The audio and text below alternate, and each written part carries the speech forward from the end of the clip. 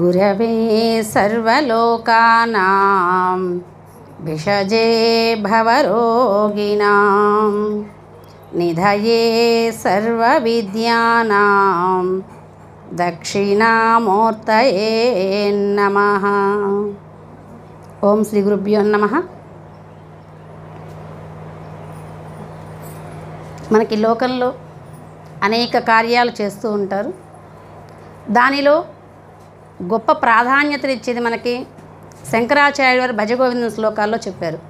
సత్సంగత్వే నిస్సంగత్వం, నిస్సంగత్వే నిర్మోహత్వం, నిర్మోహత్వే నిశ్చలతత్వం, నిశ్చలతత్వే జీవన్ముక్తి.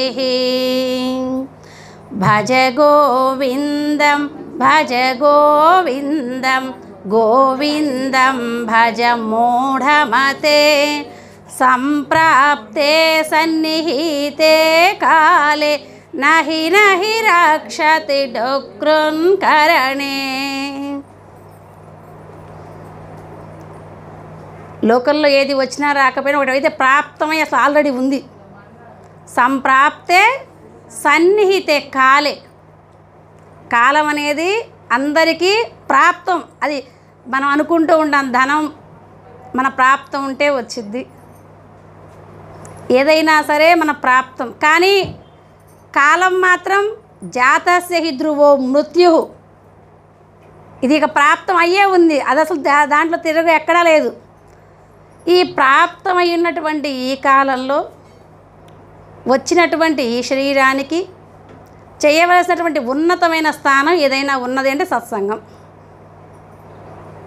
మనకి భగవద్గీతలో మహాత్ములు ఏం చెప్తారు అని అంటే, కార్య కారణ కర్తృత్వే హేతు ప్రకృతి ఉచ్యతే.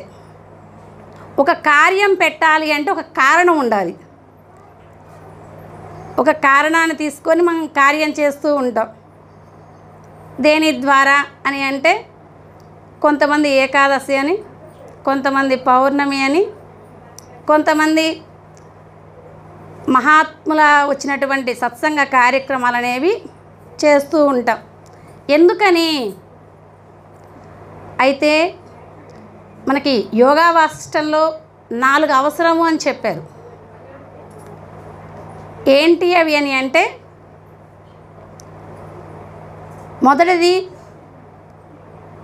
మోక్షద్వారే ద్వారపాలః చత్వారో పరికీర్తితః, శమో విచారః సంతోషః సాధు సంగమః.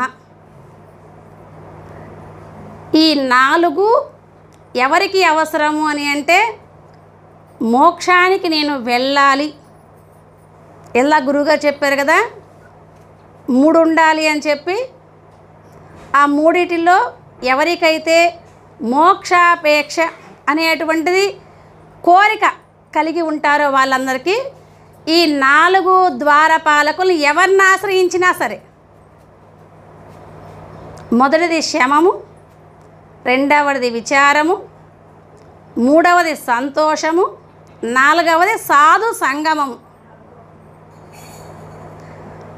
ఈ 3 దక్కాలి అని అంటే సాధు సంగమం ద్వారా తొందరగా వెళ్ళొచ్చు. ఈ సాధు సంగమం ద్వారా సంభాషణే కోటి జన్మ ఫలం. ఎందుకని అంటే, కొన్ని వందల సంవత్సరాలు తపస్సు చేసిన, కొన్ని వందల యజ్ఞాలు చేసిన, కొన్ని దానాలు చేసిన అందనటువంటి జ్ఞానస్థితి మనలో ఒక్క మహాత్ముల సాంగత్యం ద్వారా దొరికిద్ది. సంభాషణే కోటి జన్మల ఫలం. మహాత్ములతో సంభాషిస్తే వచ్చేటువంటి ఫలితం ఏంటి అంటే, కొన్ని వేల సంవత్సరాలు కూడా తపస్సు చేసే రానటువంటి ఒక్క సూచన సాధు మహాత్ముల సాంగత్యం వల్ల వచ్చింది. ఇది ఎలా వచ్చింది? మరి ప్రాక్టికల్ అయితే ఉండాలి కదా. మనకి దాని విషయంలో విశ్వామిత్రుడు వశిష్ఠుల వారే నిదర్శనం. విశ్వామిత్రుల వారు వశిష్ఠుల వారు ఎప్పుడు పోటీ పడుతూ ఉంటారనేది మనకు ఉన్నటువంటి విషయం, మనం గ్రంథాల ద్వారా తెలుసుకున్నటువంటి విషయం కూడా. వాళ్ళు ఎప్పుడు పోటీతోనే ఉంటారు. అయితే ఇద్దరికి ఒకరోజు పోటీ వచ్చింది. ఏమని అంటే సత్సంగం గొప్పది అన్నారు వశిష్ఠుల వారు, కాదు తపస్సు గొప్పది అన్న విశ్వామిత్రుల వారు. నీవంటే సరిపోదు, దానికి పెద్దలు కావాలి. సరే, మరి పెద్దల్ని ఎవరైనా పిలవాలి కదా, మరి ఎవరిని పిలుద్దాం అంటే లోకానికి సాక్షిభూతుడు ఒక ఆయన ఉన్నాడు. ఎవరు అంటే సూర్యుడు. ఆయన సర్వసాక్షి, లోకంలో ఏది జరిగేటువంటి కార్యక్రమానికైనా సరే సాక్షిభూతుడై మనం మేల్కున్నా నిద్రపోతున్నా తాను మాత్రం చూస్తూనే ఉంటాడు. సాక్షిభూతుడు సూర్య భగవానుడు, ఆయన్ని పిలుద్దాం. సరే, ఇంకొకరు ఎవరు అని కర్మసాక్షి అని కూడా ఒక పేరుకు, మనం చేసే కర్మలకి సాక్షిభూతుడు. మనం ప్రతి పనికి చెప్తూ ఉంటాం, అక్క నువ్వు మొన్న చూడలే నేను చేస్తుంటే ఈ అమ్మాయి చూడు నిమ్మట్లేదని చెప్తూ ఉంటాం. ఏమో సాక్ష్యం అన్నమాట. కానీ మనం చేసేటువంటి పుణ్యపాపలకి కర్మలకు సాక్షి సూర్యనారాయణుడు. సరే, ఈయన ఇలా ఉన్నాడంటే యమధర్మరాజు ఒక సాక్షిభూతుడు. ఎవరైతే పాపకర్మలు చేస్తారో, ఎవరైతే పుణ్యకర్మలు చేస్తారో, పుణ్యకర్మలు పాపకర్మల మిళితంలో ఉన్నటువంటి పాపకర్మలు చేసినటువంటి వారిని నరకయానం, పుణ్యకర్మలు చేసినటువంటి వారికి స్వర్గయానం. అసలు దేని ద్వారా చూస్తున్నాడు అని అంటే వాయువు ద్వారా చేస్తున్నాడు ఈ పనులన్నీ. మనకి ప్రాణం వెళ్ళేటువంటి సమయంలో కూడా వాయుర్గంధ నివాసయత్, వాయువు ఎలాగైతే గంధంలో ఉన్నటువంటి వాసనని 10 చోట్లకి పంపిస్తుందో, అక్కడ మంచి వాసన ఉన్నా పంపించిద్ది, చెడు వాసన ఉన్నా పంపించిద్ది. అలానే మనం చేసిన జన్మకర్మలలో ఏవైతే ఉన్నాయో అవి తీసుకెళ్తాడు. సరే, ఆయన పెట్టుకుందాం, మంచిది. మూడవ ఆయన ఎవరు? ఆదిశేషుడు. ఆయన భూభారాన్ని మోస్తూ ఉంటాడు కాబట్టి ఆయన్ని సాక్ష్యంగా తీసుకుందాం. సూర్య భగవానుడు అయిపోయాడు, వాయువు అయిపోయాడు, ఆదిశేషుడు అయిపోయాడు. ఇలా ఆయన చేసేటువంటి పనులలో సాక్ష్యాన్ని పెట్టుకున్నారు. ఇంకా 4వ వాళ్ళు ఎవరు అని అంటే మన లోపల ఉన్నటువంటి ఆలోచనలను కూడా గమనించి ఆయన ఒకడు ఉన్నాడు. ఎవరు ఆయన అంటే వాయుదేవుడు. 21,600 సార్లు హంస అజప గాయత్రి అనేటువంటి స్వభావంతో లోపలికి వెళ్తూ వస్తూ ఈయన ఆలోచించే ప్రతిదాన్ని కూడా గమనిస్తూ ఉన్నాడు కాబట్టి ఆయన సాక్ష్యంగా తీసుకుందాం. సరే, మంచిది. 4 సాక్షులు తయారయ్యారు. మరి ఎవరు పిలుచుకురావాలి? మహాత్ములు అని అంటే గౌరవాన్వితంగా పిలవాలి. మరి ఎవరు పిలవాలి? ముందు నేను వెళ్ళొస్తాను విశ్వామిత్రుల వారు డైరెక్ట్గా వెళ్ళాడు సూర్య భగవానుడి దగ్గరికి. స్వామి అనగా మహాత్ములు ఎవరికైనా సరే భూలోకంలో ఎంత గొప్పది అని అంటే ఇక్కడ సాధనటువంటి సాధకులు ఎవరైతే ఉంటారో, సాధకులలో మహత్తత్వాన్ని ఎరిగించినటువంటి మహనీయులకి సర్వలోకాలు తిరిగి వచ్చేటువంటి అవకాశం ఉన్నది. అందుకే ఇది ధన్యభూమి, కర్మభూమి అని 2 పేర్లు. ఇక్కడ గనక సాధన చేస్తే ఈ శరీరంతో, శరీర మాధ్యే కలు ధర్మ సాధనం. శరీరం ఎందుకు వచ్చింది అని అంటే ధర్మ సాధనని సాధించడం కోసం. ఈ శరీరం వెళ్ళిపోయిన తర్వాత సాధన చేయడం కుదరదు. ఇప్పుడు మనకి వాటర్ కావాలి, డైరెక్ట్ మనం తీసుకోగలుగుతామా? దానికి ఒక గ్లాస్ అవసరం. గ్లాస్ ఎంతసేపు అవసరం? వాటర్ తాగినంతసేపే అవసరం. తర్వాత గ్లాసుని పక్కన పెట్టేస్తాం. అలానే జీవుడు తన స్థానాన్ని తాను పొందాలి అంటే ఇక్కడ దైవం కూడా కాదు, ఇలా గురువుగారు చెప్పారు కదా, తానే దైవమై ఉండ. కానీ మరి తాను దైవం అన్నటువంటి దాన్ని మనం ఎలా మర్చిపోయాం? త్యజేత్ అజ్ఞాన నిర్మాల్యం సోహం భావేన పూజయేత్. అజ్ఞానం అనేటువంటి నైర్మల్యం అక్కడ చేకూరింది కాబట్టి మనలో ఉన్నటువంటి దివ్య జ్ఞాన జ్యోతి మనకు కనిపించడం లేదు. అజ్ఞానం అనేటువంటిది ఎప్పుడైతే సోహంభావేన పూజయేత్, సోహంభావం ద్వారా తీసేయగలిగినటువంటి సమయంలో ఆ జ్ఞానజ్యోతిని చూసినటువంటి ఇక మనమే తనైపోతాం. మనకి మాండుక్యోపనిషత్తులో ఒక కథ ఉంటుంది. ఏంటి అని అంటే, చెట్టు మీద 2 పక్షులు ఉన్నాయి. ఒకటి సాక్షీభూతంగా ఉన్నది, ఒకటి తింటూ ఉన్నది. తినేటువంటి పక్షికి చేదు, పులుపు, కారం ఇవన్నీ బాధలు చెందుతూ ఉన్నది. కానీ పైన పక్షి అన్నీ చూస్తూ ఉంది. దానికి ఆకలి లేదు, చేదు లేదు, పులుపు లేదు, కారం లేదు, బాధ లేదు. చూసే పక్షికి అది ఎలా చూడగలుగుతుంది? నేనెందుకు అలా ఉండలేకపోతున్నా? దానికి నాకు గల భేదం ఏంటి అని చెప్పి ఈ పక్షి అనుకుంది. అనుకున్న కాడి నుంచి ప్రయాణం మొదలుపెట్టింది. అది ఎలాగైతే పైనుండి అన్నిటినీ చూడగలుగుతూ ఉన్నదో అలానే నేను కూడా దానికి వెళ్ళాలి అని ప్రయత్నం సాగించింది. మనం ఒక పాటలో చెప్తారు, మా ఊరడిగెదరా అమెరికా, మా ఊరొచ్చెదరా, మా ఊరడిగితే మరుగునయున్నది, భావము తెలసితే బయలై ఉన్నది, మా ఊరడిగెదరా అమెరికా, మా ఊరొచ్చెదరా. భావం తెలిసినప్పుడు బయలే, భావం తెలియనంతసేపు మరుగు. అలానే భావం తెలుసుకోవడం కోసం అది ప్రయత్నం మొదలుపెట్టింది పైకి. ఎప్పుడైతే ప్రయత్నం పైకి మొదలు పెడుతూ ఉన్నదో ఆ తేజోశక్తి దానిలో ఆత్మానందం అనేటువంటిది జరుగుతూ ఉండేటువంటి సమయంలో ఇక తినాలి, ఉండాలి, చెయ్యాలనే కోరికలు నశిస్తూ ఉన్నాయి. ఇక ఇంకా పైకి వెళ్ళేటప్పటికీ అది ఎవరో కాదు, దాని నీడనే నేను అన్నటువంటి గ్రహణ శక్తి తెలిసి తరువాత ఏ పక్షి అయితే పైన ఉందని భావించిందో దాంట్లో అది లీనమైపోయింది. ఎలాగైతే మనం నడిచేటువంటి సమయంలో చీకట్లో చిన్నపిల్లాడు తన నీడనే చూసి ఎవడో నన్ను ఫాలో అవుతుండు, వాడు నాకంటే పెద్దగా ఉన్నాడు, చీకట్లో కదా, నీడ కదా, తన మీద పెద్దగా ఉంది, వీడు ఇటు కదిలినా కానీ వాడేదో చేసినట్టుంది, వాడేదో చేయలేపినా వాడిని కొట్టొచ్చినట్టుంది, భయపడుతూ ఉంటే తెలిసినటువంటి వాడు వచ్చి అది ఎవరో కాదు నీ నీడే అని గ్రహణ చేసినప్పుడు ఎలాగైతే ఉన్నదో మహాత్ములైనటువంటి సత్పురుషులు వచ్చి మన స్థానాన్ని మనకు చూపించినప్పుడు ఓహో ఈ జీవుడే దైవం. అప్పటిదాకా తెలియలేదంతే, నిజంగా ఉన్నాం, ఎక్కడికి వెళ్ళలేదు. త్యజేత్ అజ్ఞాన నిర్మాల్యం. ఇక్కడ కావాల్సింది ఏంటి? అజ్ఞాన నిర్మాల్యం. ఇలాంటి విషయంతో మనకి 2 పక్షులు చేయడం జరిగింది. అలానే మనకి సాధన చేసేటువంటి సమయంలో కూడా అనేక రకాలైనటువంటి ఆలోచనలు. విశ్వామిత్రుల వారు బయలుదేరుతూ ఉండేటువంటి సమయంలో మహాత్ములైనటువంటి సూర్యభగవానుడి దగ్గరకు వెళ్ళినప్పుడు ఆహ్వానించారు. సాధులైనటువంటి మహాత్ములకి అవకాశం ఏంటంటే ఈ లోకాలన్నీ తిరుగుతూ ఉన్నా కూడా వాళ్ళని గౌరవార్థితంగానే రిసీవ్ చేసుకుంటారు.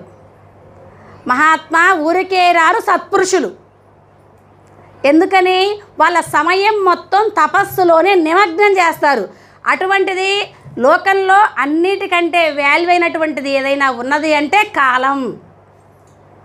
పోతే రానిది కాలం, వస్తే పోనిది జ్ఞానం. ఈ పోతే రాని కాలంలో వస్తే పోని జ్ఞానాన్ని సంపాదించుకొని తనని తాను తెలుసుకునే ప్రయత్నం చేసేవారు మహాత్ములు. అందుకని ఊరికే రారు మహాత్ములు, రండి అని ఆర్ఘ్యపాద్యాదులను ఇచ్చి కూర్చోబెట్టారు. కూర్చోబెట్టిన తర్వాత ఏంటి స్వామి మీరు వచ్చిన పని? మరి మీరు చాలా బిజీ కదా, మీ సమయాన్ని మొత్తాన్ని ఉపయోగించి మా కాడికి వచ్చారంటే ఏదో కారణం ఉంటుంది. ఉన్నది. తపస్సు గొప్పది అంటున్నాను నేను, సత్సంగం గొప్పది అంటున్నారు వశిష్ఠుల వారు. దాని సమస్య కోసం మీ కాడికి వచ్చాం, మీరు అక్కడికి రావాలి. సరే స్వామి వస్తాను, నాకు రావడానికి ఇబ్బంది ఏం లేదు. కానీ ఏంటి? పరమాత్మ నాకు ఒక పని నియోగించాడు. ఏంటి ఆ పని అంటే జీవులు చేసేటువంటి కర్మల మొత్తానికి సాక్షీభూతుడిగా ఉండి లోకానికి వెలుగునివ్వడం నా పని. మరి అటువంటి వెలుగునిచ్చేటువంటి పనులలో ఇక్కడ ఎవరినన్నా నువ్వు ఒక మనిషిని పెడితే నేనైతే వస్తా. అదిగాక మహాత్ముల దర్శనం కలగడం మాకు గొప్ప భాగ్యం కదా. కర్మభూమి అయినటువంటి ఆ భూలోకంలో చేరాలని మాకు కూడా కోరికే. దేవతలు కూడా భూలోకంలో పుట్టాలని కోరుకుంటారు. ఎందుకని అంటే దేవతా జన్మలు కూడా బందీలైనటువంటివే. ఆ బ్రహ్మభువనాల్లోక పునరావర్తిను అర్జున. బ్రహ్మలోక పర్యంతం వెళ్ళినటువంటి పుణ్యం కలిగినా కూడా మళ్ళీ రావాల్సిందే. ఆ పుణ్యం వల్ల ఒక పదవులు వచ్చాయి అంతే. వాళ్ళు అనుకుంటారు, అయ్యో సాధకులులాగా ఏమీ వద్దు, నా స్వరూపాన్ని నాకు కలిగింప చేయవయ్యా అని అప్పుడెందుకు కోరుకోలేదు. ఏదో పదవులు ఇస్తావంటే కోరికలు చూడకుండా మైమర్పు వచ్చేసింది. ఆహా, నన్ను ఈ లోకాన్ని మొత్తానికి సాక్షిభూతులుగా ఉంచుతాడట. ఎంత పెద్ద పదవి. మనకి పెద్దలు ఏం చెప్తారని అంటే, పుణ్యం బంగారపు సంఖ్యలు, పాపం ఇనప సంఖ్యలు. ఏ సంఖ్యలు అయితే బాగుంటాయి? బంగారపు సంఖ్యలు అయితే బాగుంటాయి కదా. కానీ తెలిసినటువంటి వారు బంగారపు సంఖ్యల్ని కోరుకోరు, ఇనప సంఖ్యల్ని కోరుకోరు. ఏవైనా కానీ బంధించేవేగా. అందుకని వాళ్ళు కూడా అనుకున్నారు, ఈ జన్మల నుంచి దరి చేరేటువంటి మార్గం మాకు కూడా కావాలి. అందుకని ఆ రోగం రావడం మాకు కూడా ఇష్టమే అని చెప్తే, ఇక్కడ ఎవరు నేను ఎట్లా పెడతాను అని చెప్పి వచ్చేసారు. విశ్వామిత్రులు వారు సరే కాదులే ఇంకొకరిని తీసుకెళ్తానని వచ్చేసాడు. ఇంకా రావడం యమధర్మరాజు దగ్గరికి వెళ్ళారు. యమధర్మరాజు గారు కూడా సేమ్ పాయింట్. పొంగనే అతిథి మర్యాదలు. మనకి మహాత్ములు వస్తే ఎలా రిసీవ్ చేసుకోనేది కూడా మనకి వేదాంతం చెప్పింది. రాంగలోనే కాళ్ళు గడగడం, వాళ్ళ ఆశీర్వచన తీసుకోవడం, ఆర్ఘ్యపాద్యాదులు అర్పించడం, ఇవన్నీ మహాత్ములు వచ్చి చేయాల్సిన పనులు అని మనకు శాస్త్రం బోధించిందనమాట. అలా చేసిన తర్వాత ఏం కావాలి సేమ్ చెప్పాడు. ఇప్పుడు వారికి పందెం జరిగింది. ఆ పందెంలో ఆ ప్రయత్నానికి సత్సంగం గొప్పదా తపస్సు గొప్పదా తేల్చడానికి మీరు రావాలి. వస్తాను, కానీ నాకు ఒక మనిషి కావాలి. ఆహా, నీకు నేను మనిషిని పెట్టని మళ్ళీ వెళ్ళిపోయాడు. మళ్ళీ మూడవ వాళ్ళైనటువంటి ఆదిశేషుడి దగ్గరికి వెళ్ళాడు. ఆదిశేషుడు కూడా సేమ్ పాయింట్. ఇంకా స్వామి ఇక్కడ ఒక మనిషిని పెడితే నేను వస్తా.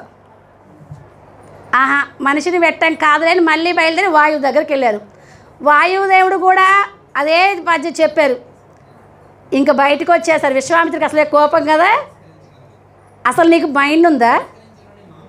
ఏదో అగస్త్యులు వారినో ఋతుపర్ణ మహారాజునో లేకపోతే రాజుల్ని ఎవరినన్నా తెమ్మంటే తీసుకొచ్చేవాడిని, లేకపోతే ఋషులలో ఎవరిని తెమ్మన్నా తీసుకొచ్చేవాడిని.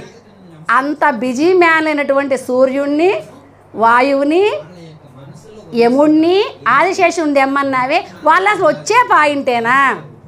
నీవు కావాలని నాకు అవమానం జరగాలని వాళ్ళ కోసం నన్ను పంపించావు కదా అన్నాడు. కాదు స్వామి, వాళ్ళైతే సాక్షిభూతులు కాబట్టి లోకంలో జరిగేటువంటి వాటిని సాక్ష్యంగా ఉంటారని రమ్మన్నా. మరి నువ్వు తీసుకురాపో చూద్దాం. సరే బయలుదేరారు వశిష్ఠులు వారు. సూర్యభగవాని దగ్గరికి వెళ్ళారు. ఆహా వశిష్ఠ మహర్షి, ఎప్పుడో బ్రహ్మసభలు ఉంటే కానీ మీరు రారు ఇక్కడికి. కానీ బ్రహ్మసభల్లో కలుసుకునేటువంటి మనం ఈ రోజున మా లోకంలోనే కలుసుకున్నాం. ఎంత ఆనందం అని చెప్పి కాళ్ళు గడిగి మొత్తం కూర్చోబెట్టిన తర్వాత, ఊరికే రారు కదా మహాత్ములు, ఏమిటయ్యా పని? ఇంతకుముందు విశ్వామిత్రుల వారు ఏ పని కోసం అయితే మీ దగ్గరకు వచ్చారో అదే పని కోసం నేను వచ్చాను. మరి ఆయనకు చెప్పిన సమాధానం నీకు చెప్పాలి కదా. లోకాన్ని జ్యోతిగా ప్రకాశింపచేయవయ్యా అని చెప్పి నాకు పరమాత్మ ఆదేశం, డ్యూటీ అన్నమాట ఇది నాది. మరి ఆ డ్యూటీని కాదని మీ దగ్గరికి ఎలా రావాలి? అసలు ఆ డ్యూటీని కాదనమని నేను ఎలా చెప్పగలుగుతాను? పరమాత్మ ఒక ఆదేశం జరిగింది అని అంటే ఎవరైనా సరే బాధ్యతని మర్చిపోతారేమో అని చెప్పి, అర్జున నాకు జన్మలు పని లేకపోయినా నేను వస్తున్నా. ఎందుకోసం?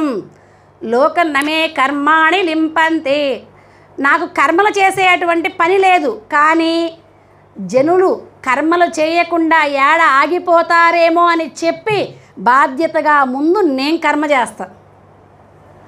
అని భగవద్గీతలో మనకి పరమాత్మే చెప్పాడు. అలానే స్వామి మీకు ఇచ్చిన డ్యూటీని ఎలా కాదనగలుగుతాను, మీ కాడ మనిషిని పెడతాను. ఎలా పెడతావు? రోజు నేను కుంకుమ ధారణ చేస్తాను. అది వెలుగు ప్రకాశమై నేను ఎక్కడ కూర్చున్నా కానీ దాని కాంతిని ప్రకాశిస్తూ ఉంటుంది. అలాంటి కుంకుమ ధారణలో ఉన్నటువంటి దానికి సత్సంగంలో ఒకరోజు భాగంలో 4 వంతులుగా డివైడ్ చేసి సత్సంగంలో కలిగినటువంటి పుణ్యాన్ని 4 భాగాలుగా డివైడ్ చేసి ఒక భాగాన్ని ఆ కుంకుమ భరేనక ఉన్నటువంటి ఆ నేత్రం దగ్గర పెట్టుకునేటువంటి కుంకుమలో దారపోసాడు. హే కుంకుమ, ఏ రోజు నాకు ముఖాన ఎలాగైతే ప్రకాశిస్తూ ఉన్నావో అలానే ఇప్పుడు లోకానికి ప్రకాశం అందించవమ్మా అని చెప్పేసి ఎప్పుడైతే తపశ్శక్తి దారపోసారో అది సూర్యుడు ఎలాగైతే కాంతితో వెలుగుతున్నాడో అదే కాంతితో వెలుగుతూ ఉంది. ఆహా స్వామి, ఎన్నాళ్ళకి నాకు అసలు తీరికలేని ఉద్యోగం కదా. మన వాళ్ళు అంటారు ఆదివారం కూడా సెలవు లేదా, ఆదివారం మరి సెలవు కావాలి. మరి సూర్యుడికో ఆయన ఒక్కరోజు సెలవు తీసుకున్నా మన అందరికీ ఇబ్బంది. ప్రియవ్రతుడు అనేటువంటి ఆయన భాగవతంలో సూర్యుడు వెళ్ళిపోతూ ఉన్నాడు, చీకటి పడుతూ ఉంది. ఈ సమయంలో కూడా చీకటి లేకుండా ఉండాలని ప్రయత్నం చేశాడు. పగల్లో ఆయన వస్తూ ఉంటే రేత్రి ఈయన చక్రం వేసుకొని బయలుదేరటం మొదలుపెట్టాడు. అయితే అచ్చం పగలే ఉండడం వల్ల సస్యరాశి మొత్తం నీరసించిపోయింది. తర్వాత 7 రోజుల తర్వాత తన ప్రయత్నాన్ని విరమించమని చెప్పారు దేవతలు మొత్తం. అచ్చం కాంతే ఉంటే లోకల్లో ఉండగలుగుతారా? చీకటి పడితే ముందు నిద్రపోయి శక్తిని పుంజుకుంటారు. అదే వెలుగుంటే లైట్ వేస్తే నిద్ర పట్టదు అంటాం. అలాంటిది సూర్యుడే వస్తే అసలు నిద్ర పట్టక సస్యరాశి మొత్తం ఇబ్బంది పడుతుంది. కాబట్టి ప్రియవ్రత, నీకున్నటువంటి ఆలోచన విరమించుకో అని చెప్పారు. అసలు అదిగాక నువ్వు చేసిన పని చూడు ఒకసారి. ఆయన రథం వేసుకొని ఎప్పుడైతే సూర్యుడు అస్తమించకుండా బయలుదేరాడో ఆ రథ ఉన్నటువంటి బరువుకి 7గా ఒక్కటిగా ఉన్నటువంటి భూమి 7 పాయలుగా చీరింది. ఆ 7 పాయలే 7 నదులు, 7 ద్వీపాలు. ఆ పాయలుగా మిగిలినటువంటి భూమినే 7 ద్వీపాలుగా మనకి సంకల్పం చెప్పేటప్పుడు జంబూద్వీపే భరతవర్షే భరతఖండే మేరో దక్షిణ దిగ్భాగే అని మన సంకల్పం. మనకి ద్వీపాలు 7, సముద్రాలు 7. మనది ఉప్పు నీటి సముద్రం. ఇలాంటి సముద్రాల్లో మంచినీటిది సురాపాన సముద్రం, పెరుగు సముద్రం, పాల సముద్రం, చెరుకు రస సముద్రం అనేటువంటి 7 సముద్రాలు ఉన్నాయి. అయితే ఒక్కొక్క ద్వీపానికి జీవుల్లే వెళ్ళిపోవాలి తప్ప మనకు అమెరికా అంటే ఫ్లైట్ ఎక్కి వెళ్ళొచ్చు, కానీ వాటికి అలా ఎక్కాలాత కాదు, జీవులు మారితేనే వెళ్ళాతయిద్ది. అలాంటి పనుల్లోని ఇబ్బంది వచ్చింది కాబట్టి అలాంటివి చేయవద్దు అని చెప్పారు. ఒక్కరోజు సతీ సుమతి నువ్వు రావద్దయ్యా అని సూర్యుడిని, నీవు రావద్దు అని చెప్పినటువంటి సుమతి ఆదేశానికి సూర్యుడు రాకుండా ఉంటే లోకం మొత్తం ఇబ్బంది పాలైంది. అప్పుడు దేవతలు మొత్తం దిగి వచ్చి ఆయన రాకపోతే లోకానికి ఇబ్బంది అని చెప్పారు. కానీ ఇప్పుడు సూర్యుడికి సెలవు వచ్చింది, ఆయనకు ఒక ఆనందం వచ్చింది. ఆహా, నాకు రెస్ట్ లేని జాబు, కానీ రెస్ట్ లేని జాబుకు నాకు కూడా సెలవు వచ్చింది అని చెప్పేసి. అది ఎవరి కోసం? మహాత్ముల సాంగత్యం కోసం భూలోకం వెళ్తూ ఉన్నా. ఎంత గొప్ప సెలవు అని చెప్పి బయలుదేరాడు. తర్వాత యమధర్మరాజు గారి దగ్గరికి వెళ్ళారు. యమధర్మరాజు దగ్గర వెళ్ళిన తర్వాత ఆయన కూడా ఆహ్వానం చేసి ఇంకా విశేషంగా అనిపించింది. సూర్య భగవానుడికి తీరికే లేదు, ఆయన సభల్లో కూడా కనిపించడు. మళ్ళీ అట్లాంటి ఆయన ఇప్పుడు కనిపించారు. ఆహా, నా అదృష్టం ఎంత అని ఇద్దరికి మర్యాద చేసి కూర్చోబెట్టిన తరువాత అప్పుడు ఏంటి మహాత్మా వచ్చిన పని, ఇంతకుముందు మీకు విశ్వామిత్రుల వారు ఏ కారణం చేత అయితే వచ్చారో ఆ కారణం చేత నేను వచ్చాను. మహాత్మా ఆయనకు చెప్పిన కారణమే నీకు కూడా చెప్పాలి. ఇక్కడ మరి పాపులని పుణ్యాలని వేరు చేయాల్సిన డ్యూటీ నాది, మరి ఎవరు అంటే నీకేం పర్వాలేదు తొలుగు అని చెప్పి తను రోజు యోగధారణప్పుడు కమండలం పెట్టుకుంటాడు. ఆ కమండలాన్ని 2 చీలికలు చేశారు. ఈ సత్సంగ కార్యక్రమంలో ఒక వంతు భాగాన్ని కమండలాన్ని దారపోసాడు. యమధర్మరాజు పనిగా నిలబెట్టారు ఇక దాన్ని. యమధర్మరాజు ఎలాగైతే పాపులని పుణ్యుల్ని వేరు చేస్తూ ఉన్నాడో కమండలంలో సగభాగం అదే అలానే చేస్తూ ఉంది. ఇంకా బాయాస్వామి 3 రోజులు సెలవు తీసుకుంటేనే లోకం మొత్తం కల్లోలం అయిపోతుంది. నచికేతుడు పోయినటువంటి సమయంలో 3 రోజులు యమధర్మరాజు గారు సెలవు తీసుకుంటే నచికేతుడికి 3 రోజులు వచ్చిన తర్వాత 3 వరాలు ఇవ్వాల్సి వచ్చింది. ఇప్పుడు హాయిగా సెలవుకు సెలవు ఉంది, డ్యూటీకి డ్యూటీ ఉంది, ఇంక పదా అని చెప్పారు. తరువాత వచ్చేసి వాయుదేవుడి దగ్గరికి వచ్చేసారు. మరి వీళ్ళందరూ పోయిన తర్వాత ఆనందపడ్డాడు వాయుదేవుడు కూడా. మరి మన గురువు గారు మొత్తం పిలవకుండా ఒకరోజు వస్తే ఆనందమే కదా. అసలు గురువు గారిని ఎప్పుడో పిలుద్దాం అనుకుంటున్నాం మనసులో, కానీ మనం పిలవకుండా గురువుగారు మన ఇంటికి వచ్చారు. ఎంత ఆనందంగా ఉంటుంది. అలానే మహాత్ముని 3 పోయేసరికల్లా ఆయనకు ఆనందం వచ్చింది. కూర్చున్న తర్వాత ఏంటి మహాత్మ వచ్చిన కారణం? విశ్వామిత్రుల వారు వచ్చిన కారణమే. మరి ఇక్కడ మనిషి కావాలి కదా, సరే అని చెప్పి రోజు తన ఇసునకర్రతో విసురుకుంటూ ఉంటాడు.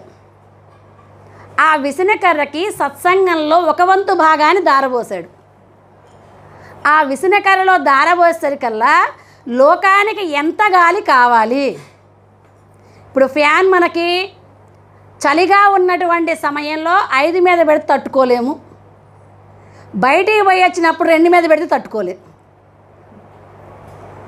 మన శరీరానికే బయటకు పోయి వచ్చినప్పుడు ఒక గాలి, లోన ఉన్నప్పుడు ఒక గాలి, ఇలా 2 అవసరమవుతున్నాయి. మరి లోకానికి ఎండాకాలంలో ఎలా ఉండాలి, చలికాలంలో ఎలా ఉండాలి, వర్షాకాలంలో ఎలా ఉండాలి, మొత్తం లెక్కే. ఇలాంటి సమయాల్లో ఎలా వీచాలో దానికి చెప్పాడు పని. ఆ విసునకర్రకు చెప్తే విసునకర్ర వాయుదేవుళ్లాగా వీయడం మొదలుపెట్టింది. మనకి ఏ చెట్టుకి ఆగాలి అని చెప్తారు, అన్ని చెట్లకు ఒకే గాలి అని చెప్పరు. అంటే చిన్న చెట్టుకు తోలే గాలి వేరట, పెద్ద చెట్టుకు తోలే గాలి వేరట. కొంతమందికి ఆక్సిజనే అందదు, కొంతమందికి గాలి ఎక్కువయ్యి ముక్కులు పూసుకుంటూ ఉంటారు కొన్ని సమయాల్లో. అంటే శరీరంలోకి ఎలా ప్రవేశించాలి, ఎంతవరకు ప్రవేశించాలి అనేది మొత్తం కూడా లెక్కే. అలాంటి పని కలిగినటువంటి వాయుదేవుడి పనిని రోజు మహాత్ముల చేతిలో ఉన్న విసునకర్రకు చెప్పారు. దేని ద్వారా? సత్సంగత్యంలో ఒక్కరోజులో పావలా వంతు భాగం ద్వారా. అలా చెప్పిన తర్వాత ఇక అందరూ కలిసి ఆదిశేషువు దగ్గరికి వెళ్ళారు. ఆయనకి ఇంకా ఆనందం అనిపించింది. యమధర్మరాజు, సూర్యభగవానుడు, వాయుదేవుడు 3 పోయారు, వశిష్ఠ మహర్షి. ఆహా, మహాత్ములు అనుకోకుండా మా ఇంటికి వచ్చారు, మా జన్మ పావనమైందని ఆతిథ్యం ఇచ్చిన తరువాత ఈయన అడిగారు, ఏంటి కారణం? ఊరికే రారు మహాత్ములు, వశిష్ఠుల వారు తీసుకొచ్చారు. ఏ కారణం చేత? ఇంతకుముందు విశ్వామిత్రుల వారు మీకోసం వచ్చారు కదా, అదే కారణం. స్వామి, మరి భూభారాన్ని మోయమని చెప్పి నాకు పరమాత్మ ఆదేశం. మరి ఈ భూమిని ఎవరు మోస్తారు? భూమిని మోసినటువంటి వారిలో మనకి ఆదిశేషువు ఒకరు, అగస్త్యుల వారు ఒకరు. శివుడి పెళ్లి సమయంలో భూమి మొత్తం ఒక పక్కకు ఒరిగిపోతూ ఉంటే అగస్త్యుల వారు దాన్ని తట్టుకుంటారని పంపించారు. మరి ఇప్పుడు ఈ భారాన్ని ఎవరు మోస్తారు అంటే నీకేం పర్వాలేదని ఇందాక మనం కమండలం గురించి చెప్పుకున్నాం. దాన్ని సగభాగం చేశారు. ఒక సగభాగాన్ని ఈ పావలా వంతు పుణ్యం పోసి అక్కడ నిలబెట్టగలిగారు. అప్పుడు వీళ్ళందరినీ తీసుకొని వశిష్ఠుల వారు వచ్చేశారు. విశ్వామిత్రుల వారు గుండె పగిలిక ఇంకడగల సత్సంగం గొప్పదా, తపస్సు గొప్పదా అని చెప్పి వేల కొలది సంవత్సరాలు చేసినటువంటి తపస్సులలో రానటువంటి సూచన, మొదటిది సూచన, అది గురువు వాక్యం ద్వారా సత్సంగత్యంలో ఏదో ఒక రోజు మన దగ్గరకు చేరుతుంది. ఎప్పుడు చేరుతుంది? మనకి అంత తపన ఉన్నటువంటి రోజున. ఎలాగైతే వివేకానంద స్వామికి ఎప్పటిదాకా తపన ఉన్నది? తాను ఎంతో కాలం వేచి ఉండేసరికల్లా ఆ తపనకి రావాల్సి వచ్చింది రామకృష్ణ పరమహంస. అలానే శిష్యుడి తపన ఎప్పుడైతే ఉంటుందో అప్పుడే పరమాత్మ వచ్చి తీరుతాడు. దదామి బుద్ధి యోగం తం ఏన మాం ఉపయాంతి తే. ఎప్పుడు? తేషాం సదత యుక్తానాం భజతాం ప్రీతిపూర్వకం. నీవు ఇష్టపూర్వకంగా ఎల్లప్పుడూ ఒకే సాధన చేస్తూ ఉంటావో ఆ సాధనలో సూక్ష్మం కలిగించడం కోసం, సూక్ష్మ విధానాన్ని నీకు అందించడం కోసం గురువే, దైవమే ఒక గురు రూపంలో మన ఇంటి దాకా వచ్చి చేరతారు. ఎప్పుడు? నీ సాధనలో ఇష్టపూర్వకంగా ఆయనే కావాలి అనే తపన నీలో ఉన్నప్పుడు. చాలామంది భగవద్ దర్శనం కావాలి అంటారు, కానీ కావాలి అనేటువంటి మాట మనస్సులో నుంచి వస్తుందా, గొంతులో నుంచి వస్తుందా? రెండు విధానాలు అన్నమాట. ఎందుకని అంటే మనకి ఎక్కడో విన్నటువంటి మాట. తెనాలి రామలింగడు ఉన్నటువంటి సమయంలో, అమ్మ కాళీమాత, ఎన్నాళ్ళమ్మ ఈ దేహాన్ని మాకు నీలో కలుపుకోవమ్మా, అందుకే కదమ్మా మేము జన్మలెత్తింది, ఎన్నాళ్ళమ్మ మమ్మల్ని ఉంచడం అని చెప్పి వచ్చిన ప్రతి ఒక్కళ్ళు బాధపడుతున్నారట.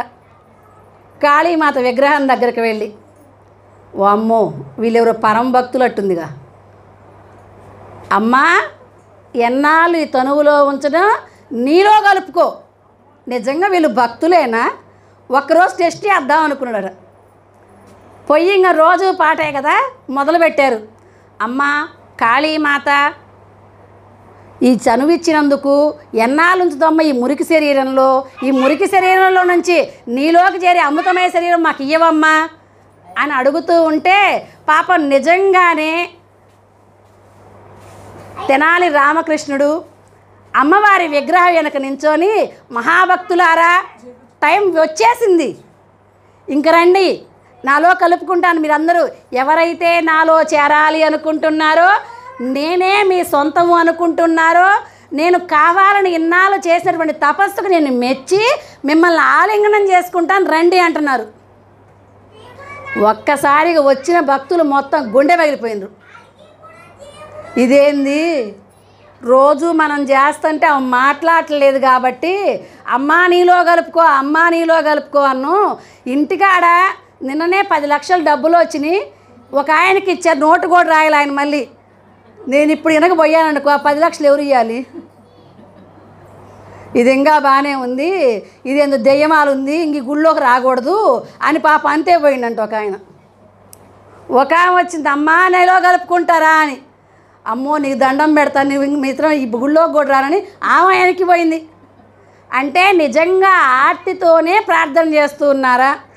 ఆర్తి అమ్మవారి కోసమే అయ్యిందా?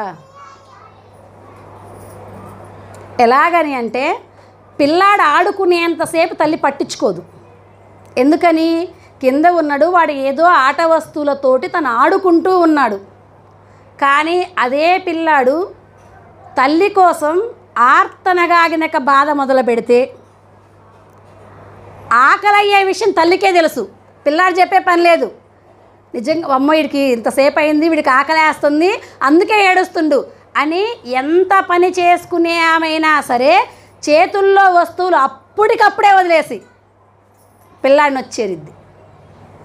అలానే పరమాత్మ కోసం కూడా మనం నిజంగా అలాంటి ఆర్తన ఉన్నటువంటి సమయంలో ఆర్తి ఎలా ఉండాలి? పిల్లాడు తల్లి కోసం పాలిచ్చేంతవరకు ఏడుపుని ఎలాగైతే ఆపకుండా ఏడుస్తాడో అలాంటి ఆలోచన బుద్ధి మనలో నిజంగా కలిగినటువంటి సమయంలో భగవంతుడు వేరు లేడు, ఖచ్చితంగా వచ్చి చేరతాడు. అయితే ముఖ్యంగా మనం భావించాల్సింది ఏంటంటే నా ఆర్తి సరిపోయిందా? ఆర్తితో కుసుమమ్ము అర్పించి మెరవిడ రాలేదే వేకరి రాజు కొరకు, నీవే తప్పైత పరంబెరుగ మన్నింప తగుందీను నిన్ రావే ఈశ్వర కావవే వరద సంరక్షింపు భద్రాత్మక అని గజేంద్రుడు ఒక మృగ శరీరంలో ఉండి ప్రార్థన చేస్తే, జీవుడు శరీరం కూడా ఇక్కడ ఇంపార్టెంట్ కాదు, ఏ శరీరంలో ఉన్నా సరే ఆర్తి ఎప్పుడైతే మన హృదయంలో ద్రవించిపోయిందో, అటువంటి ఆర్త హృదయంతో ఉన్న ఏ శరీరమైనా సరే భగవంతుడు వచ్చి తీరుతాడు. నిజంగా అలాంటి ఆర్తి కలుగుతున్నదా అని మనకి రామకృష్ణ పరమహంస గారు చెప్తారు. తల్లి పిల్లాడి కోసం ఎలాగైతే పరిగెట్టుకుంటూ వచ్చిందో, నిజంగా ఈ జన్మకు వచ్చినందుకు అమ్మా నీ దర్శనం కావాలి, నేను నీలో ఆ జ్యోతిని నేను పొందాలి అని ఏ భక్తుడికైతే ఆరాధన ఉంటుందో, ఆరాటం ఉంటుందో అప్పుడు వచ్చి చేరతాడు. ఇక వివేకానంద స్వామికి అలాంటి ఆర్తి కలిగిందే కాబట్టి అలాంటిది వచ్చింది. కానీ అందరికి అలాంటి స్థితి వచ్చిందా? ఏ యథా మాం ప్రపద్యంతే తాం తదైవ భజామ్యహం మమ వర్త్మాను వర్తంతే మనుష్య పార్థ సర్వశః. లోకంలో భగవంతుడు ఎలాంటి వాడు అంటే కల్పవృక్షం లాంటి వాడు. కల్పవృక్షం తాను తెలిసి కూర్చున్నా, ఒకవేళ తెలియక కూర్చున్నా, తాను ఏదనుకుంటాడో ఆ వృక్షం దగ్గర చేరిన తరువాత అది వచ్చి చేరుతుంది. అలానే గురుదేవుడు అనేటువంటి కల్పవృక్షాన్ని ఆశ్రయించిన తరువాత బాధల కోసం వచ్చేవాళ్ళు కొంతమంది, ఈ భక్తుల్లో కూడా చతుర్విధ భజంతే మాం జనా సుకృతినో అర్జున. ఎందుకోసం? వ్యాధి బాధలు, కుటుంబ బాధలు, ధన బాధలు, ఏదన్నా రాని ఆర్తి కోసం వచ్చేటువంటి వాడికి వాటినే ఇస్తాడు భగవంతుడు. అదే కోరికల కోసం చూసేటువంటి వారికి వాటినే ఇస్తాడు. మొదట ఆయన చెప్పేటువంటి విధానమే కోరికలు. నచికేతుడు నాకు జీవుడు ఇక్కడి నుంచి వెళ్ళిపోయిన తర్వాత ఎక్కడికి చేరుతున్నాడు, చేరినటువంటి వాడు మళ్ళీ రావడానికి గల కారణం ఏంటి అని యమధర్మరాజును అడిగితే, యమధర్మరాజు కోరికలు మభ్యపెట్టాడు నచికేతుడికి. నచికేత, నీ వయస్సు ఎంత, నీవు అడిగేటువంటి వస్తువు ఎంత, ఏం పని నీకు? ఏదన్నా రాజ్యం కోరుకో ఇస్తా, ధనం కోరుకో ఇస్తా, స్త్రీలని వయస్సులో కోరుకో ఇస్తా. ఈ వయస్సులో నీకు అది అవసరమా? మహాత్మా నువ్వు ఇచ్చేది కరెక్టే, దాంట్లో ఏమాత్రం సందేహం లేదు, నువ్వు ఇస్తావు. కానీ ఏవిచ్చినా కానీ జీవుడు తరలాల్సిందే కదా. వాడి సమయం ఒకటి వచ్చింది, సంప్రాప్తం, అది ఇంకా అసలు తిరుగులేదు, ప్రాప్తమే. మరి అది వచ్చినాడు వీడు వెళ్ళాలి, వెళ్ళినటువంటి వాడు పోయేది కదా నాకు కావాల్సింది. నువ్వు ఇన్ని ఇచ్చినా కానీ ఈ శరీరానికి మాత్రమే. మరి ఈ శరీరాన్ని, అనుభవ లోకంలో ఉన్న ఈ శరీరాన్ని నేను కోరికలు ఎందుకు కోరాలి అని చెప్తే అప్పుడు యమధర్మరాజు ఆనందపడ్డాడు. నీ అంతటి వైరాగ్య స్థితి మా జన్మలలో కలగలేదు నచికేత. మాకు పరమాత్మ ఏదైనా కోరుకో అంటే దివ్యమైనటువంటి జన్మను కావాలని కోరామే కానీ జన్మరహిత స్థితిని కోరలేదు. ఆహా నీ జన్మ భాగ్యం ఎంత అని చెప్పి యమధర్మరాజుకి నచికేతుడు అప్పుడు కఠోపనిషత్తులో మనకి జ్ఞానాన్ని చూపించడం జరిగింది. అందుకని ఒక సత్సంగాత్యంలో మహాత్ములైనటువంటి వారు ఎలా కోరుకోవాలి, ఎలా నడవాలి, ఎలా ఉండాలి, ఎలా తినాలి, ఎలా మాట్లాడకూడదు, ఎలా నడవకూడదు, ఏ సవాసం చేయాలి, సావాస దోషే గుణాను భవతి, ఎలాంటి వారితో నువ్వు ఉండాలి అనేటువంటి ప్రతి విషయాన్ని చెప్పి మన జీవిత ఉన్నతికి చెప్పేటువంటి మార్గాన్ని మనకు తెలియచేస్తారు. అయితే ఇక్కడ మహాత్ములు చెప్తేనే సరిపోతుందా? ఒక పాయింట్, సత్సంగం ద్వారా అన్నీ విన్నాం, తెలిసాయన్నీ, తెలిస్తేనే సరిపోయిద్దా అంటే సరిపోవట్లేదు. తెలుసుకున్నంత మాత్రానే మనకి సరిపోతే చాలామంది యూట్యూబుల ద్వారా, పెద్దల ద్వారా, పుస్తకాల ద్వారా అధ్యయనాలు ఇవన్నీ చేస్తూనే ఉన్నారు. మనకు వంట ప్రాసెసే చదువు తెలుసుకున్నాం, కానీ చేసుకొని తిన్నదాకా అనుభూతి లేదు. అలానే సత్సంగంలో నిస్సంగాన్ని మనం నేర్చుకోవలసింది. ఎలాంటి శమో విచార సంతోష చతుర్గ సాందు సంగమ. మహాత్ములు చేరి విషయాలను తెలుసుకున్న తరువాత ఆ అనుభూతిని ముందు మనం అనుభవించాలి. అనుభవించినటువంటి విధానంలో మనకి కూడేది ఏంటంటే నిస్సంగం. మన ఇంద్రియాల శమము, మన ఇంద్రియాలు మన నిగ్రహంలో ఉంటాయి. ఇంద్రియాలు నిగ్రహంలో ఉన్నటువంటి సమయంలో 3 గురువు గారికి దారబోయాలి. ఏంటి ఆ 3? సనువు, మనసు, ధనము. అట్లని మనం బంగారం మెల్ల వేసుకొచ్చి అది మాత్రం దారపోయాం అనుకోండి, అది అసలు దారపోయమని చెప్పలేదు. మనకి ఏదైతే ధనం ఉన్నదో, అజ్ఞానం అనేటువంటి ధనం, కోరికలు అనేటువంటి ధనం, ఈ మొత్తం ఆయన కాడే దారపోయాలి. మనస్సు ఇక్కడ ఉన్న అనేక రకాలుగా ఆలోచన చేస్తూ ఉంది. మనస్సు దేనికి కారణం అని చెప్పారు గురువు గారు ఇందాక?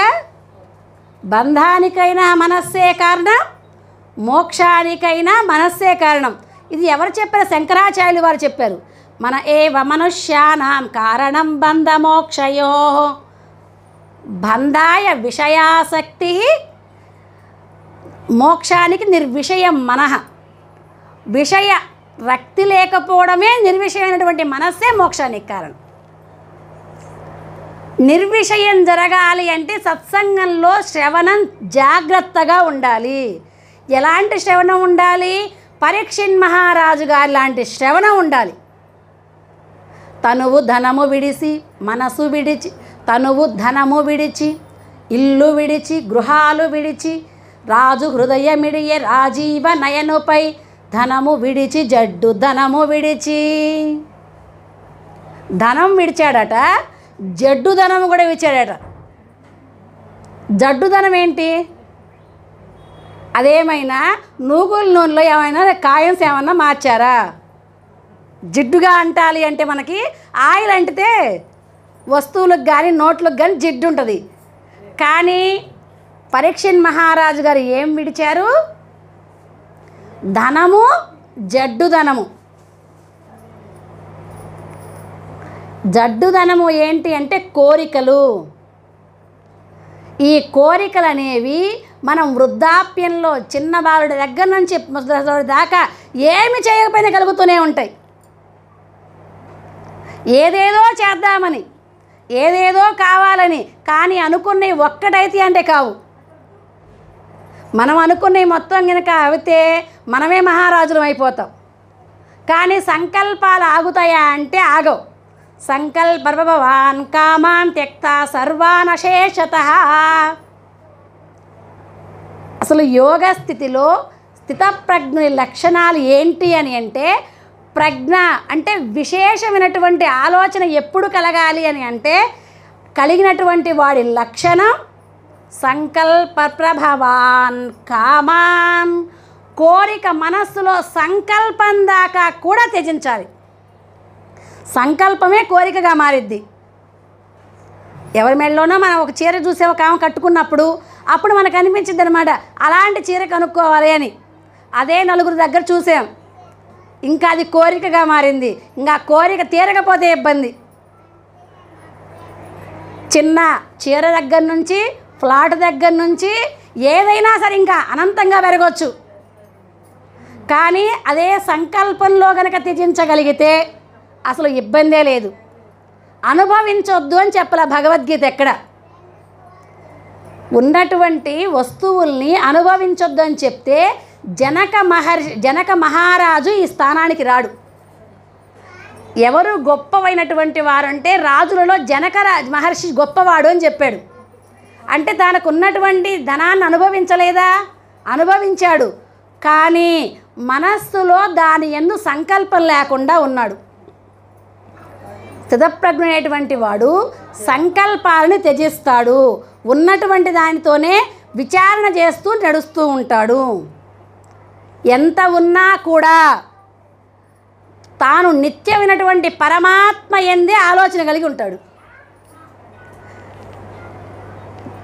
ఇది ఎవరు అడిగారని అంటే అష్టావక్ర గీతలో శుకయోగేంద్రుడే అడుగుతాడు. ఈయన అందరూ భాగవతలు దేవి భాగవతలు అడుగుతాడు. ఈయన అందరూ విదేహరాజు విదేహరాజు అని అంటూ ఉంటే నిజంగా అనుకుంటున్నాడా ఏంటి? ఏం పోయాయి ఈయనకి? వేరే రాజులు వస్తే రాజ్యం మీద కాంక్షతోటి తన మీద యుద్ధాన్ని మానుకోలేదు.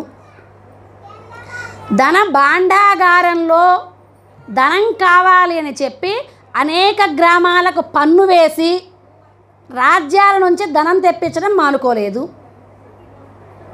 తనకున్నదేమైనా దారాదత్తం చేశాడా? ఎవరికి ఎంత అవసరమో ఏ గ్రామానికి అంత పంపించాలో అంతవరకే పంపిస్తుండు. తన రాజసింహాసనం మీద తనే కూర్చుంటున్నాడు. మరి ఎక్కడైనా కోరికలు పోయినాయని అందరు అంటున్నారు. ఈయన మళ్ళీ గొప్పవాడని నన్ను మానాన పంపించి నేను దగ్గరికి నాకు ఎలా కనిపించట్లేదు అని శుకుడికి వచ్చింది ఆలోచన. మనకి రావడమే కాదు, మనకంటే సహజంగా వస్తే ఏదైనా సరే చూసే ప్రదేశం అది కాబట్టి. కానీ విశేష ప్రజ్ఞ కలిగినటువంటి శుకయోగేంద్రుడికి కూడా ఈ ఆలోచన వచ్చింది. భోగాలు అనుభవిస్తూనే ఉన్నాడు. రాజ్యాల మీద ఏమైనా శత్రువులు వస్తే ఆగట్లేదు. మరి ఇన్ని కలిగినటువంటి ఆయన గొప్ప ప్రజ్ఞావంతుడని చెప్పి నన్ను విద్య కోసం ఈయన దగ్గరికి పంపించాడు. నేను ఎలా నమ్మాలి అనే ఆలోచన శుకుడి మనస్సులో చేరింది. మనస్సులో చేరినటువంటి ఆలోచన గమనించాడు జనక మహారాజు గారు. సరే, ఇది ప్రాక్టికల్గా చూపించకపోతే శుకయోగేంద్రుడు నమ్మడు. ఎందుకని? అనంతమైన జ్ఞానాన్ని తండ్రి తనకు అందించాడు. అందించినా కూడా ఇదే నా యొక్క విద్యున్నది అని తండ్రినే ప్రశ్న చేశాడు. అంటే అనంతమైనటువంటి జ్ఞాన సంపద కష్టం లేకుండా వచ్చేసరికల్లా దాని వాల్యుయేషన్ తెలియదు. ఆయనకి వాల్యుయేషన్ తెలిసినట్లుగా చూపించాలి అని చెప్పి శుకయోగిని ఒక 7 రోజుల పాటు కష్టపెట్టి తరువాత జనక మహారాజు చేర్చుకున్నారు. అయినా తర్వాత కూడా వచ్చింది ఈ ఆలోచన. సరే, మరి దీన్ని కూడా క్లారిఫై చేయాలి కదా ఆయనకి అని ఆలోచించి, శుకయోగేంద్ర, నీకు ఏ విద్య అయితే ఉన్నదో అది పూర్తిగా మీ తండ్రి దగ్గరే అయిపోయింది. ఇప్పుడు కాస్త కూస్తున్న డౌట్ కూడా నా దగ్గర అయిపోయింది. అయితే ఇక నువ్వు బ్రహ్మత్వ పదానికే సిద్ధం. అయితే నా దగ్గర నుంచి నువ్వు వెళ్ళాలి అని ఘన సన్మానం చేయాలి అనుకున్నా. ఘన సన్మానం ఎలా చేయాలి అని అంటే రాజలాంఛనాలతో తప్పెటలు, తాళాలు, బాగా చేసే నాట్యాలు, వీళ్ళందరూ పల్లకిలో జనాలు వీళ్ళని తీసుకుపోతూ ఉంటే దానమ్మట నువ్వు వెళ్తూ ఉంటావు. చీరల మీద మళ్ళీ చీరల మీద ఎక్కడికక్కడ నీ కాలు కింద పెట్టకుండా పట్టు చీరలు పరుచుకుంటూ వెళ్తారు. ఇక వంది మాగదీలు మొత్తం నీకు పూలు చల్లుతూ ఉంటారు.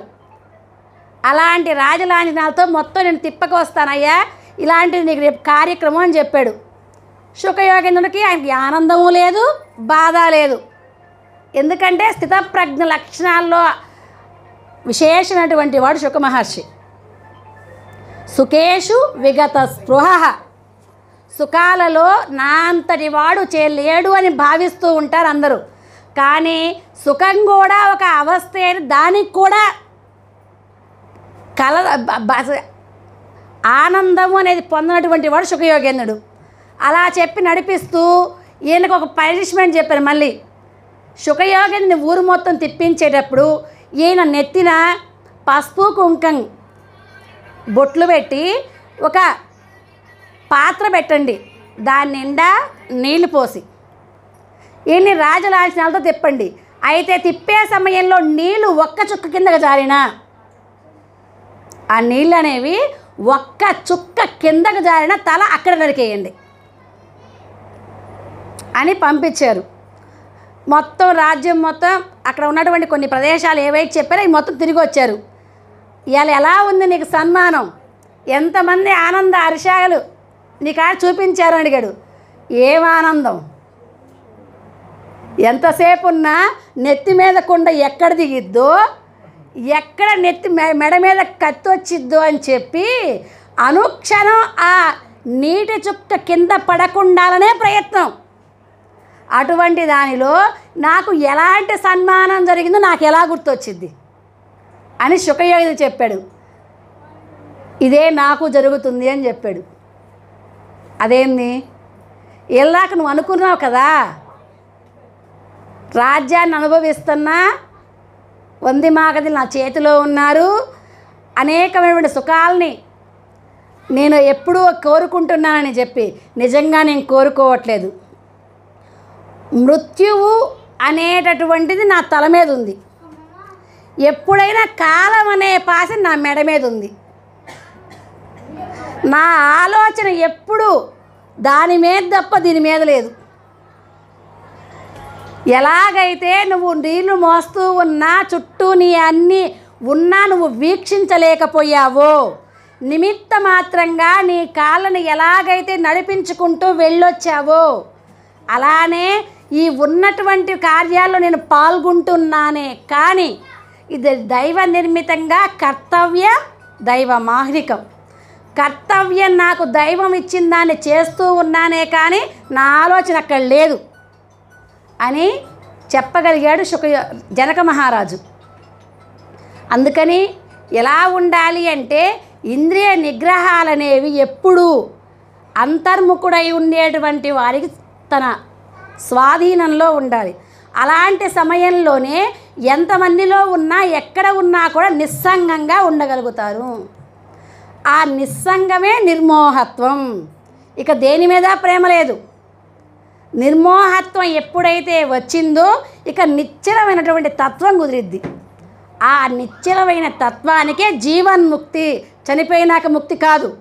జీవుడు ఉండగానే దేని యందు ధ్యాస లేకుండా ఆత్మన్యేవాత్మన తుష్ట స్థితప్రజ్ఞస్తద ఉచ్యతే. ఆ స్థితప్రజ్ఞతని ఈ జన్మలోనే సార్థకం చేసుకునేటువంటి అవకాశం ఉన్నది. అందుకని అలాంటి సత్సంగ కార్యాలని ఇప్పుడు ఒక కారణంగా ఉపదేశం తీసుకున్నటువంటి కారణంగా ఈ కార్యాన్ని నిర్వర్తించడం, అలాంటి కార్యాలలో ఉన్నతమైనటువంటి మహాత్ముల మాటలని మనం ఆచరణపూర్వకంగా ఆచరిస్తూ ఈ జన్మని చరితార్థం చేసుకోవాల్సిందిగా కోరుకుంటూ ఈ అవకాశం ఇచ్చిన గురువు గారికి, విన్నటువంటి మీకు అందరికీ నా నమస్సులు అందజేస్తూ ఓం తత్సత్. అందరికీ జయ గురు. మరిన్ని ఆధ్యాత్మిక రహస్యాల కోసం అచల బోధ, ఆత్మబోధ, భగవద్గీత, అలాగే పండుగల్లో దాగిన అర్థాలు, అంతరార్థాల కోసం మరియు యోగము, ధ్యానము మొదలైన అనేక ఆధ్యాత్మిక తెలుగు ప్రవచనాల కోసం క్రింద ఉన్నటువంటి రెడ్ కలర్ సబ్స్క్రైబ్ బటన్ను క్లిక్ చేయండి. అలాగే ప్రక్కనే ఉన్నటువంటి గంట సింబల్ను నొక్కండి. అలాగే ఈ వీడియో మీకు నచ్చినట్లయితే లైక్ చేయండి మరియు షేర్ చేయండి. జై గురు.